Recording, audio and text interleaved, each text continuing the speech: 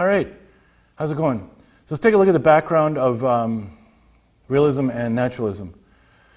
So this is like, as I mentioned before, there's a lot of different cycles here, subject to object, previous movements, reaction to, one movement is a reaction to the previous one. And we see that here too. So we're back to looking at an objective view of reality, seeing life how it is and not how one single person thinks it should be.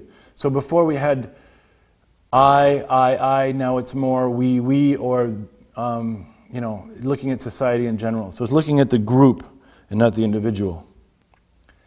This is more of an idea of portraying rather than creating. The creation is the subjective part of that, as we saw in Romanticism. But this is more portraying, and we'll see things that are mundane and not superlative.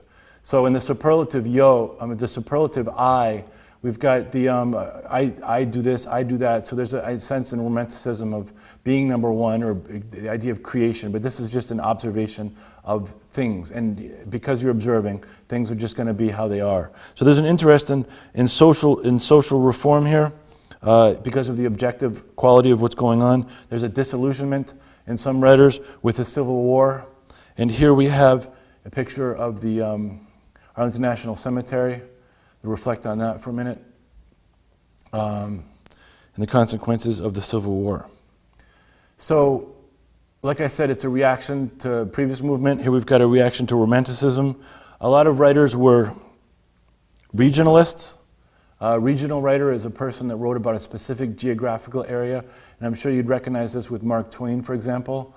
There's attention to detail, a slow plot development also. That attention to detail, if you've ever read some of the other writers like Proust or from France, or Dickens from England, you could see there's a lot of thick books, and there's a lot of attention to detail because you have a lot of adjectives to describe what you see, and that sometimes has an effect on the plot development.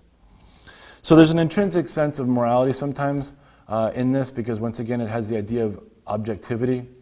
The language isn't created as poetry.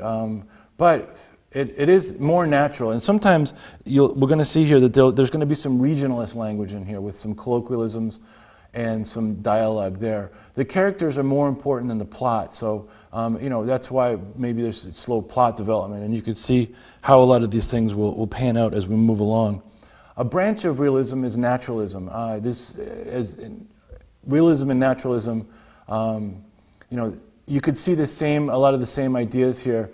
In the European tradition, in the Americas, in general, in the Western literature, there's a lot of the same type of things that we're going to see here. You could find the same traits in other countries in their writing also. And this particularly with naturalism,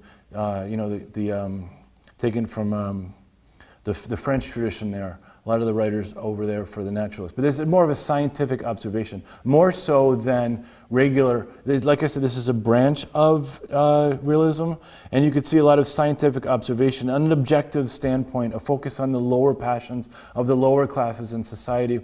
That's a lot to do with the European tradition, and we'll see some of that here also. But this is the writer doesn't get involved, and it's just kind of observes, not judging, just observe. This is what happened, and this is what's going on. So a lot of the consequences will be, you want them to intervene. You're used to intervention on part of some changes and stuff, but no, this is observation, even if the outcome there is tragic. So it's very widely deterministic. The characters are controlled by an environment they don't completely understand. The cause and effect are realistic and natural. There's no serendipity or intervention or miracles or any of the twists that you may have, we're used to nowadays, or we may have seen before this. And these are a lot of the characteristics that we're going to find here in realism and naturalism.